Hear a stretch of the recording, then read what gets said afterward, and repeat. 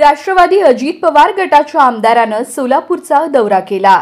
या दौऱ्यात त्या आमदारानं भाजपसह काँग्रेसला जोरदार धक्का देण्यासाठीची पक्की फिल्डिंग लावली आहे।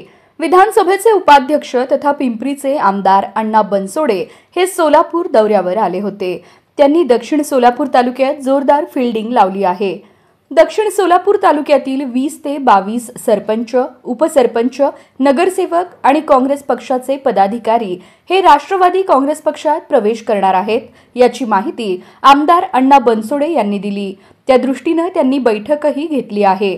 त्या बैठकीत उपमुख्यमंत्री अजित पवार यांनी माजी नगरसेवक, सरपंच आणि उपसरपंच यांच्याशी व्हिडिओ कॉन्फरन्सद्वारे संवाद साधला। त्यामुळे अजितदादा दक्षिण सोलापूरमध्ये भाजप आणि काँग्रेसला धक्का देण्याच्या तयारीत असल्याचं स्पष्ट झालं आहे।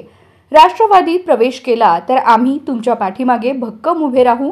महायुती सोबत असलो तरी पुरोगामी विचारांचा पगडा आमच्यावर आहे। तो विचार न सोडता महाराष्ट्राच्या विकासासाठी आम्ही महायुतीमध्ये सामील झालो आहोत, असं अजितदादांनी यावेळी सांगितलं।